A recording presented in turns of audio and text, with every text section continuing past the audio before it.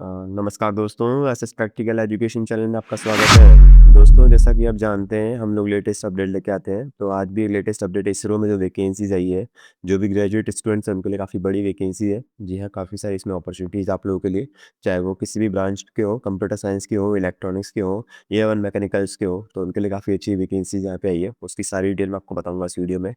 तो बिना देरी के शुरुआत करेंगे दोस्तों। उससे पहले अगर आप चैनल पर नए हैं, एसएस प्रैक्टिकल एजुकेशन चैनल पर, और चैनल को अगर अभी तक सब्सक्राइब नहीं किया है तो सब्सक्राइब करना नहीं भूलिएगा, ताकि आपके पास लेटेस्ट अपडेट्स और नोटिफिकेशंस आते रहें। तो चलिए जानते हैं दोस्तों इस वीडियो में। जैसा कि आप मेरी स्क्रीन पे देख पा रहे हैं कि आईटीआई मैकेनिकल इलेक्ट्रॉनिक्स मैकेनिकल की जो वैकेंसी है वो आई है। यहाँ पे total number of 5 vacancy IST RSC में और 3 वैकेंसी एमसीएफ में, टोटल मिला के 8 वैकेंसीज है यहाँ पे, आप मेरी स्क्रीन पे देख पा रहे हैं। उसके अलावा आईटीआई कारपेंटर की भी वैकेंसी है, ड्राफ्टमैन की वैकेंसी है, ड्राफ्टमैन मैकेनिकल की वैकेंसी है। काफ़ी अच्छी वैकेंसी है। इलेक्ट्रॉनिक्स वाली डिपार्टमेंट में जो है, जिन्होंने अगर इलेक्ट्रॉनिक्स में अगर इंजीनियरिंग या डिप्लोमा किया हुआ है फर्स्ट क्लास से, यानी 60% से ज़्यादा लाए हुए हैं, तो उनके लिए काफ़ी अच्छी वैकेंसी, अच्छी वैकेंसीज है। ठीक है, ऐसे ही मैकेनिकल वालों के लिए भी एक वैकेंसी यहाँ पे आई है। बात करें कंप्यूटर साइंस की, जो कि काफ़ी ज़्यादा इंपॉर्टेंट रहने वाली है आप लोगों के लिए, और 4 वैकेंसी यहाँ पे आई है। यहाँ पे ईडब्ल्यूएस की एक है, अनरिजर्व की एक है, और 2 ओबीसी की वैकेंसी है।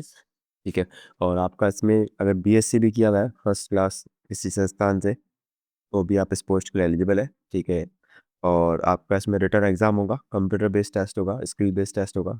तो वो सारी डिटेल भी आपको बताऊंगा कि क्या आपकी सैलरी रहने वाली है, कितना आपका पैकेज इस पोस्ट पे रह सकता है, वो भी हम जानेंगे इस वीडियो में। वीडियो को लास्ट तक बने रहिएगा दोस्तों। अभी आपको और कुछ पोस्ट बता देता हूँ। बीएससी अगर मैथमेटिक्स में किसी का किया हुआ है, तो उसके लिए भी काफ़ी अच्छी वैकेंसी यहाँ पे इसरो में ही है। इवन लाइब्रेरी असिस्टेंट अगर आप है, यानी कि आपका इन्फॉर्मेशन साइंस है, फिर इक्विवेलेंट फ्रॉम रिकॉग्नाइज्ड यूनिवर्सिटी में आपका ग्रेजुएट किया हुआ है। ठीक है, masters degree in library science से की हुई है, और या फिर ग्रेजुएट इन फर्स्ट क्लास किया हुआ है, तो आप इस पोस्ट के लिए दोस्तों एलिजिबल लाइब्रेरी असिस्टेंट के लिए। और एक कुक की वैकेंसी है ये दोस्तों। तो मैं आपको बताता हूँ अब इसमें कितनी सैलरी हो सकती है। जो भी मैंने आपको टेक्नीशियन और ड्राफ्टमैन वाली पोस्ट बताई है, वो लेवल 3 की जॉब है। 21,000 से बेसिक रहेगी। टोटल ग्रॉस सैलरी की बात करें तो लगभग 55,000 के आसपास यहाँ पे हो सकती है, डिपेंडिंग ऑन पोस्टिंग कहाँ पे होती है, क्योंकि आचार्य उसी हिसाब से वेरी करता है। बात करें कंप्यूटर वाली जो साइंटिफिक असिस्टेंट की पोस्ट थी, लेवल 7 या लेवल 8 की रहेगी। लेवल 7 पे इसकी बेसिक पे स्टार्ट होगी, लगभग 44,900 से स्टार्ट होगी।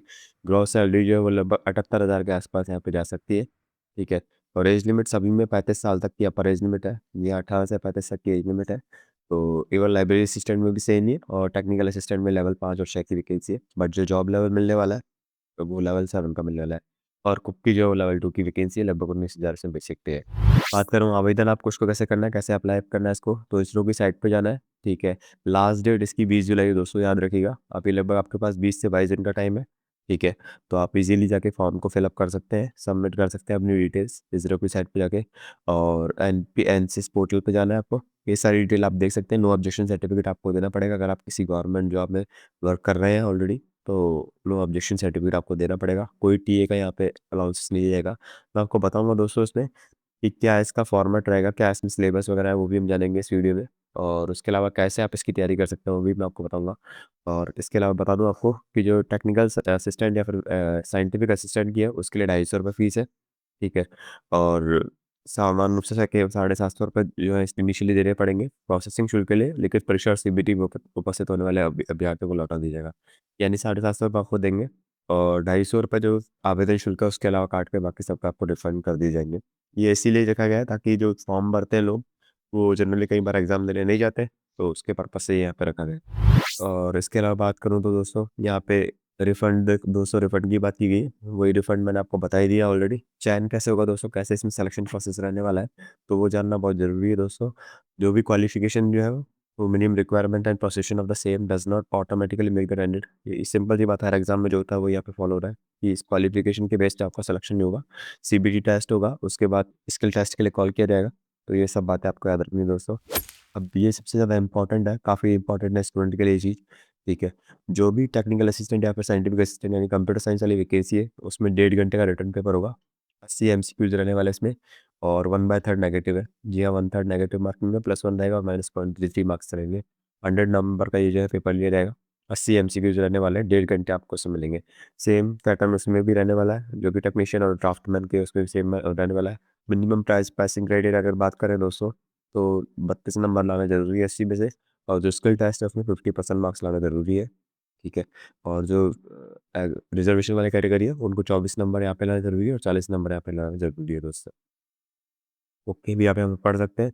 कोई 1.5 घंटे का पेपर रहेगा, यहाँ पे 7 क्वेश्चन दोस्तों रहेंगे और स्किल टेस्ट के लिए वही 700 मार्क्स का पेपर रहेगा। दोस्तों कुछ यहाँ पे शर्तें वगैरह भी दी हुई है, ठीक है, और वो भी आप पढ़ सकते हैं जाके, ठीक है। मिनिमम टर्म्स एंड कंडीशन जो होती है वो यहाँ पे दी हुई है, तो आप जाके देख सकते हैं इजीली। मैं आपको ये पीडीएफ भी शेयर कर दूंगा, आप कमेंट करके मुझे रीच आउट कर लीजिएगा, मैं आपको पीडीएफ शेयर कर दूंगा जिससे आप इसको जाके पूरा अच्छे से पढ़ सकें।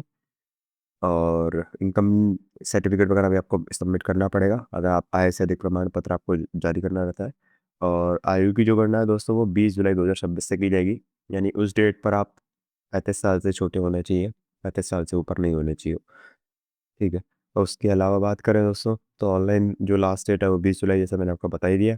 और government steps to have workforce which reflects gender balance and helps women candidate को थोड़ी सी प्रायोरिटी यहाँ पे दी जा सकती है to make the gender balance reflection.